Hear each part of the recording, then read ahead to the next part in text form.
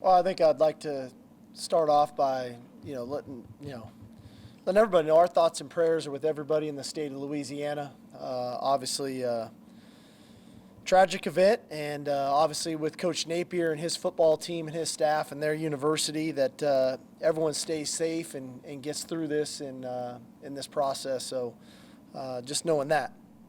I think on second note, as we go into this ball game against Louisiana, we're very aware we're facing a very good football team, an experienced football team, preseason top 25 team that's returning a bulk of starters and a bulk of their roster.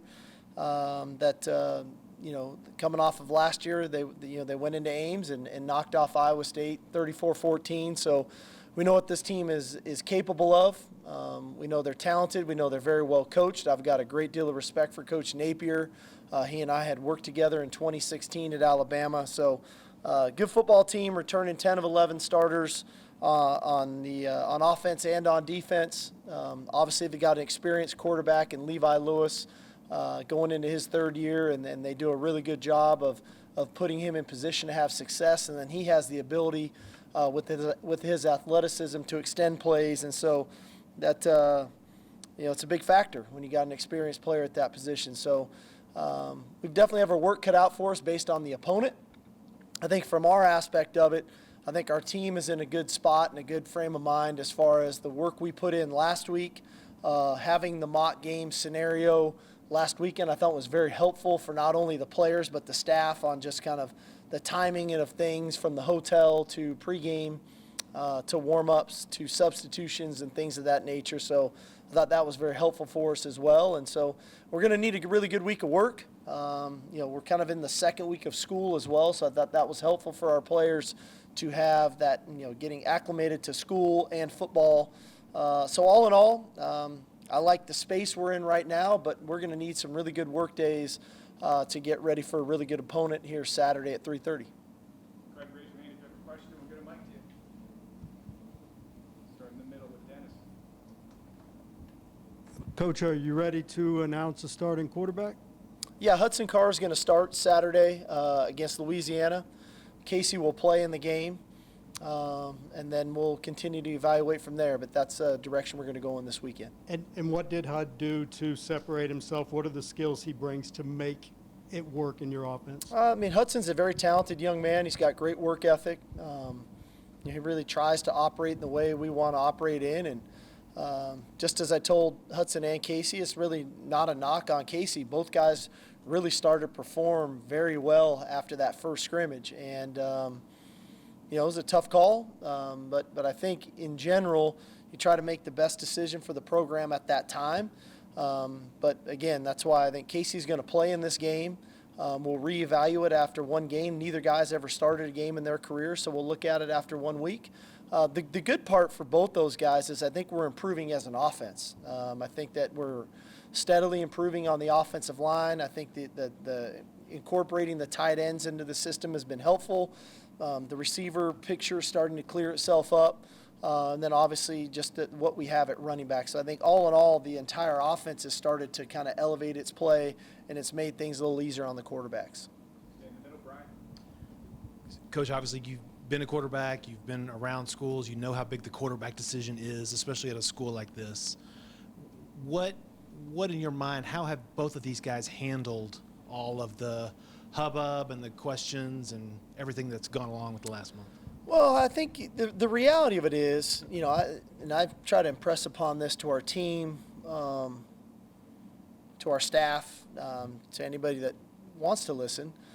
The quarterback position is the most important position in sports. I always say that, and I believe that. But it's one position of 22 starters on our team on offense and defense. And everybody has a role in our organization, and ultimately come game day, you have a responsibility to do your job. And the quarterback's no different. And so what we ask of him to do ultimately is going to be things that we believe are putting him in the best position to have success, whoever is that guy on the field. And then they've got a responsibility to do their job. And generally speaking, the one that does their job most consistently gives us the best chance to have success. And so I think both guys understand that. I think they recognize, what we're trying to do. And now when they get their opportunities, it's not trying to win the job on one play. We're not trying to, have a starting quarterback just because he wows the crowd. We're having a starting quarterback that inevitably moves our football team down the field to score points, understands the special situations in the games and manages those special situations. And then probably the biggest component is taking care of the football. And so, those are some of the factors that we focus on, and generally not the outside noise. We try to keep it internal. Bob, go ahead. Kind of on that note, Hudson had talked about how he just tries to stay consistent. He tries not to do anything out of the ordinary. To be a quarterback at a big school and win big, do you have to be extraordinary, though? I mean, do you have to – I know you try not to do things out of the norm, but do you have to be extraordinary to be a quarterback at a place like this? I don't think so. I think the extraordinary plays happen when they present themselves. I don't think you have to try to make them happen. I think when you try to be extraordinary, that's when bad plays actually occur. And I think trusting the scheme, trusting your teammates around you, really, believing in your reads and in your preparation allows you to take advantage of opportunities when they present themselves. And that's when the extraordinary plays occur. I think guys get themselves in trouble when they try to make extraordinary plays and they force balls, or they have poor ball security in the pocket, or they make poor reads if we've got a zone read option and you're trying to pull the ball and the defensive end is clearly playing you. That's when the bad plays occur, and that's what we have to eliminate. And so that'll be the focus going into Saturday. On your left, Danny. Steve, going back to your opening statement, how are the players on your team doing that are from Louisiana? How are they? How are their families doing?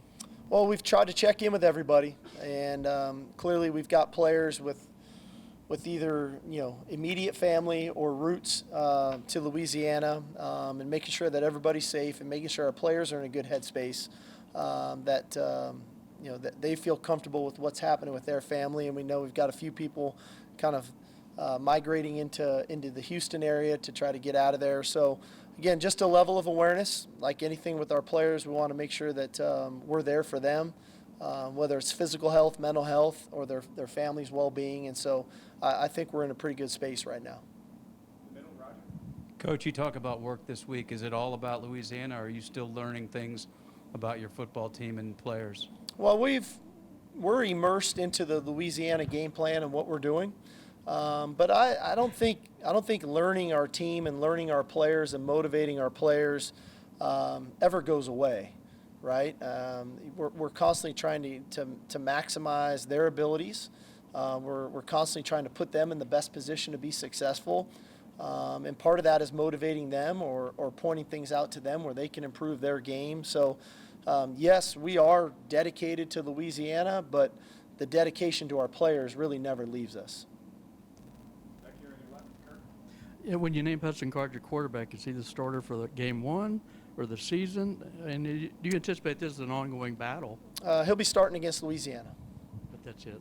Yes, And sir. is there any specifications on how much you want to get Casey in? I don't know yet. I know Casey's going to play. When, how much, I'm not exactly certain. I think there's got to be a feel to the game. Hudson's earned the right to be the starter, but somewhere in this game, Casey's going to get his opportunities as well. Back on your right, onward. Hey, Coach. Obviously today was a good day for you guys recruiting-wise. I know you can't speak on specifics or anything like that. Is there a sense from you that maybe how good you guys need to be on the field in order to take that step to kind of close with elite prospects in and outside the state? Well, I mean, I think at the end of the day, we have a tremendous product here at the University of Texas. We've got a world-class education in a booming city. We've got a tremendous rich history and tradition on the football field. In my opinion, we've got the best coaching staff in America. But part of that product is what we put on the field. And I think showing that in a light to where a recruit can see himself and what that would look like with them playing in our offense, defense, and or special teams and how we would fit in that role, I think is helpful. I think, ultimately success is great because everybody wants to kind of join a winner, right, and want to be part of something and build something special. But I don't think it's the end-all, be-all. I think it's a part of that product that we're talking about here at Texas. And I think our staff does a really good job of trying to balancing all of which we have to sell really here. And we're fortunate. Not every school has all of the things that we have. We just got to make sure that we're pointing out and selling those things that are important to each individual recruit. This is not just one size fits all. Everybody has things that are important to them, and that's when we start to dive a little deeper into those things, whether it's position specific, whether it's academic specific, whether it's life after football specific, whatever that is, to make sure that they can see themselves putting on the burnt orange and being a Longhorn for life, and that's the goal. On your left, Chip. Steve, can you give us an injury update going into this game? And from a leadership standpoint on offense, you never know what your leadership is, I guess, until you hit adversity. But who do you think are the guys on offense who will stand up in moments of adversity, and where do your quarterbacks fit into that? Sure, yeah. So couple injury updates. I'm remiss. I apologize for not stating this earlier, but Jaden Alexis is going to have season-ending knee surgery. Librock's going to have season-ending shoulder surgery, and Troy O'Meary will be out this game. And those are really the three main issues that we have from an injury standpoint. From a leadership standpoint, I think Derek Kerstetter is just an obvious guy up front. He's been through the fires, he's been through the battles, he's been through the ups and downs. I think he knows what it looks like. He's been a steady leader for us really since day one, even when he wasn't able to perform. I think Roshan Johnson is just a natural leader. He's got something about him that is infectious in his approach. Clearly there's a lot of other guys. Cade Brewer is a tremendous leader. I think Bijan, going into a sophomore year, I think has a lot of leadership qualities about him. And I like the presence, quite honestly, of both quarterbacks. I think both guys, in their own way, lead. And I'm excited for those guys to actually get faced with a little real-life adversity here in game, to watch them respond to that. And then ultimately, I think we're gonna lean on Josh Moore to be that leader in that receiver room. So we've got some quality guys, and I'm leaving some guys out, whether it's a Christian Jones, a Denzel Okafor, guys who have played quite a bit of football as well. So I think we're in a pretty good spot that way. To far right, Terry. Good afternoon, Coach. So Saturday's a special day. DKR is going to be packed for the first time in over a year because of COVID. Family are going to be here with friends. The families of these players are going to be here. And you told a great story when you first took this job on January 2nd on that press conference about calling your parents and your dad sharing with you what you had said 20 years ago. Have you had a chance to talk to your parents leading up to today? And can you just share with us, maybe something that they encouraged you with, or how cool is that? I talked to him a couple days ago, actually. I try to check in about once a week. The one thing about my parents, I'm still their baby. I know it's crazy to think, but I still am, and the reality of it is it's just all support. It's all love. I think they're excited. They definitely read more what you guys write than what I read. I can tell you that. They give me all the updates on what you guys wrote, but they're just super supportive, and obviously they're getting older in age, and it would be great for them to be here Saturday, but I know they'll be tuned in and watching, and my mom will probably want to watch it by herself and nobody around, and she'll be, I don't know, might not have the most choice words for me or the refs or the other team or whatever else, but that's just a mom being a mom, right? And that's what parents are. Stay on that side, Nick. Yeah, Steve, this is your first week one as a head coach since 2015, and you've been, open about the road that it's taken to get back here. So I'm just curious, just what does it feel like for you? What does this moment mean after all that you've been through in, the last 6 years? I'm excited, but part of, I would say the bulk of my excitement is for our players, just even seeing them move into the south end zone last week, it's been how much ever time since they've had their real own facility back, and to see the work that they've put in the 8+ months that we've been here, the blood, the sweat, the tears, and the closed doors meetings and things like that. And so now they get their opportunity to go out and do what they love to do. I'm excited for them, but probably more important for me, it's I've learned over time is you just focus on the task at hand, and I actually talked to the team about this morning. They have family coming into town too. There's going to be 100,000 people here Saturday. They've got family maybe in Louisiana that are dealing with issues, and there's a lot of different moving parts that are coming together here Saturday. But at the end of the day, why are they here? They're here to watch this game, or whether it's on TV or in person. So we've got to make sure that we do our part in staying focused on the task at hand and not get caught up in what's going on around us or what's on the scoreboard, but play the next play and give that play the credit it deserves in the life of its own that it has. And so that's probably going to be the biggest challenge, I think, for everybody Saturday. We've spent, it's going to be 2 years since having a real crowd at a football game, and there's going to be a lot of emotions. And I think one of the key challenges for us as a team is, you got to embrace those emotions. That's part of college football, and I think that's what makes our sport so great. But we got to fight the urge to play emotional, because I think when you play emotional, that's when poor decision making comes into play, and at all positions. And so, you want to, football and college football is an emotional game, but we got to keep our emotions in check and not get emotional individually, and have that team first mentality and stay very focused on the task at hand. Back over here on the left. Jeff?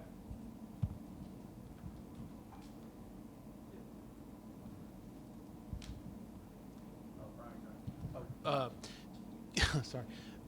Because it's really easy for us and the fans to know, hey, I want to come watch the quarterbacks, or I want to come watch Bijan or DeMarvion or whoever, the highlight players, right? But who in your mind, or what position groups, when you're looking at your internal roster, I want to see this guy perform, so I want to see this group step it up? Well, I mean, obviously the game of football, at least the way we play, and I think the way Louisiana plays, starts up front. I think that both programs believe in running the football. And so the line of scrimmage is going to be critical Saturday. I think on both sides, our ability to control the line of scrimmage on offense, and our ability to try to control the line of scrimmage on defense is going to be a key component to this game as we work our way through first, second, third, and then into the fourth quarter. There's going to be your highlight plays, hopefully more in our favor than not. But at the end of the day, I think that's where this game is going to shake out. And we've got to have a really good plan, which I think we're working towards. And then our players got to have the ability to execute it. And not just in the first quarter when they're fresh, but in the fourth quarter after 100-degree heat for 4 quarters of football, and still have that ability to execute and maintain and play a physical brand of football. Stay over here, Jeff. Go ahead. Okay. Sark, you talked about, since you took the job, kind of getting this team to play to a standard, not up and down to the opponent. Kind of where do you feel this group is at in that process? And then kind of adding on to that, in the event this group gets into a close game, what do you feel it is about the way you run your organization or something you preach that can help this team, when they're in a really tight game in the fourth quarter? Well, I think speaking specifically on this game, I know the opponent we're playing has our attention. It's easy to look at the record and look at the ranking. I think that's the easy part. But when you turn on the tape, they get your attention. They play really sound football. They're very well coached. They're physical.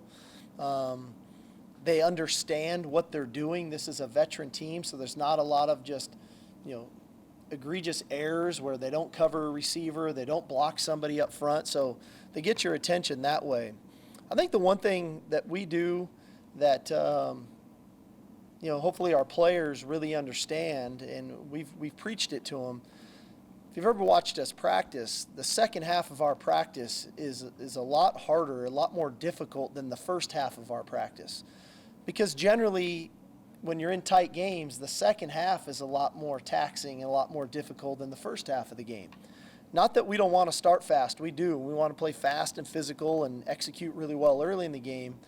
But that execution, that physicality, that approach is going to be critical in the fourth quarter. And so that's why we do a lot of those.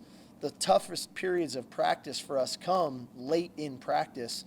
And that's where we demand that execution. That's where we demand that physicality. That's where we demand that pad level. That's when we demand the fundamentals and techniques needed to execute those calls. And so hopefully we can fall back on the way we practice, because practice to us is the most important thing that we do.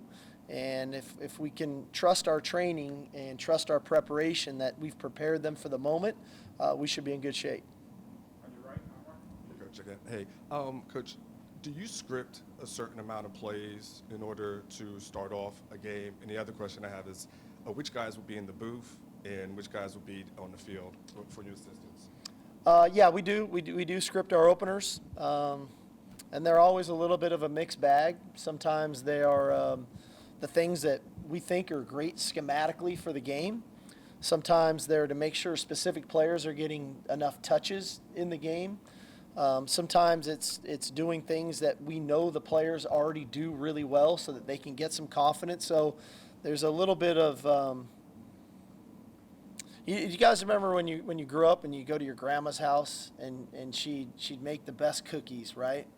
Well, we try not to screw up grandma's cookie recipe. It's like we try to make sure that we're putting everything in that cookie that makes it taste the best, right? And we try not to outthink ourselves or outsmart ourselves and say, well, if we added this, all of a sudden you bite into that cookie and your mom made it, it never quite tastes like grandma's cookie. So we try to keep it right about pretty similar in that line of fire. So up top, on offense, A.J. Milwee will be up top with us from an offensive standpoint, along with some analysts and GAs.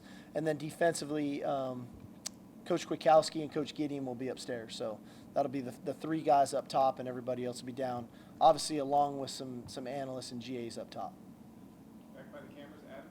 Coach, what makes you comfortable with working Casey in, giving him reps, rather than just sticking with Hudson the entire game? So I think Casey's earned it. I think Casey's played well. Obviously, Casey has some game experience. He's, like I said, the scrimmage 2 weeks ago or a week ago now, he played well too, and, we have to, for us to win, I've said this all along, we're going to need both quarterbacks as this season goes on. And to think you just play one until something happens to that one guy, and now you got to put that other guy in.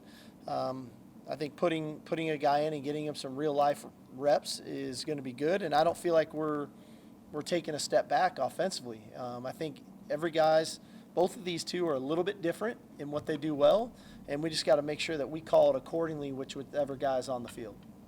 On your left, Kurt. Yeah, what kind of cookies were those? Huh? That Oh, sugar grandma- cookies. Sugar cookies. Yeah, okay. they're tremendous. Okay, cool. Hey, you've been here 8 months. I was curious if anything surprised you. I know you had a viewpoint of Texas from afar. You've been here 8 months. Anything that's really kind of surprised you? It was hard because for the longest we were going still through the pandemic, and it was hard to get a real sense of the campus, the community, the pride, because you just didn't see people. And I really feel like in the last month and a half or so, I've really felt Longhorn Nation. I've definitely felt it much more than I did for the first 6 months or so on the job. Not that I felt it, but I was like, okay, But now, all of a sudden, we got students back on campus. I went and spoke at an event with all the incoming freshmen with President Hartzell and Coach Beard. There's 12,000 people there, and just the energy. I've had a chance to speak at some different public events now. I feel like more people are on the road driving, and you're seeing the license plates and the Longhorns, and there's just a vibe and an energy that I don't know. I was probably a little, I don't want to say surprised before when I didn't see it. I had to keep reminding myself we were in the middle of a pandemic. And now to see it all, it's almost, it's really comforting to know the support and everybody that's here for you and behind you. No real surprises at the roster or the facilities? No, I mean, we're obviously very excited about the south end zone. I know our players are, our coaches are. It's a very functional space for us. It's state-of-the-art, it's first class. I think it's going to be great for game day atmosphere. Clearly, closing this whole thing in and for a recruiting standpoint and all those things. I mean, that part has been, I'm glad we're kind of getting close to the finish line with that, with everybody being able to get here and see it. That's been a huge component to what we do. From a roster standpoint, we've got a talented team. Is it ideally built exactly how I would build it? Maybe not, but that's okay. That's part of taking over a program, and you try to put all of the pieces on your roster and in your organization in position to be successful, and then you got to recruit, and you got to build the roster the way you want it. And so there's always a little bit of that transition period. So you look at what you got, and then you try to maximize everybody's abilities that you have. Coach, I'm wondering when the conversation with Hudson and Casey occurred, and you say that you're going to kind of call things that Hudson is best at and most comfortable with. I know you're not going to give us your entire game plan, but what are a handful of things that he does best? The conversation is for internal. I don't know if I need to disclose that. I would say for us, offensively, the things he does well is he's a very athletic guy. He's a really good short to intermediate passer. He's got a great deep ball. I think he's got a good understanding of our protections. I think he's a very good pocket passer. He throws well on the run. So those are all the things I feel good about with him. Back here on the left, Chip. Steve, who stands out on the Louisiana defense, and what are you expecting from Patrick Toney's defense? Well, number 4 is Ion Hill's the real deal. I think he kind of sets the stage for them up front. Interior defensive lineman, very active, very quick, very powerful. I think he sets the stage for an athletic linebacker group and a really athletic back end. I think that they, the one thing I expect from Coach Toney and his group is they're really sound. You keep watching these guys. I don't know if they blow a coverage. I keep looking last year of, where there was a miscommunication or something along those lines. I think they're a veteran group. They communicate well. They play sound. And I don't really expect that to change. I don't know why they would change for this game. They were really successful for the last couple years defensively, really successful last season. They've got everybody back, and I just expect them to go out and try to play good, sound football and make us earn it and make us beat them. Time for 2 last ones. Good, Ron. Coach, you talked about kind of feeling Longhorn Nation. This place is going to look a lot different after the fans are done staring at the south end zone and trying to figure everything out. I'm sure you're hoping that they can help you guys. We know what Louisiana did last year up in Ames under, unusual circumstances with the crowd, but how important is that Saturday? It's huge. I think, we have a unique home field advantage here. Not everybody can say they have 100,000 fans that are just rabid and excited and behind you, and not everybody gets that home field advantage. We're one of the few that does, so it is a big advantage to us. I think that we're excited for them, just like I think they're excited for us. I think this is a two-way street. I had a chance to visit with the band and their impact on the game to keeping the crowd involved, but inevitably we have to do our part. Right? We have to keep them in the game by playing really good football and making sure that they're proud of the way we're playing so that they can continue to support. So it goes both ways, but that's college football, and that's why you go all the way back 8 months ago. That's why you take a job that is of Texas's caliber, is because there's a lot of components to it. One of the main ones is game day. And like I've said before, I love college football. I love everything about it. I'm looking forward to getting off the bus, walking down through the fans. I'm looking forward to the buzz in the stadium and pregame, and I'm looking forward to the roar of the crowd. I think that if that doesn't get you chills, you could go find another profession, right? That's the beauty of what we get to do. Last one on the left, Danny. Steve, going back to something Chip asked earlier about leadership, will you name captains for this season, and what is your process for naming captains for your team? We choose weekly captains, and then at the end of the year, our players will vote on who the captain should be at the end of the season. So I think you earn the right to be a captain by doing things the right way, by being a Longhorn and doing all the things necessary to do it. And may not always be the frontline guys. It may be the guys that they have a lot of respect for at the end of the year, the way they go about their business. So we'll have 3 for this Saturday, and next week it'll probably be 3 different people.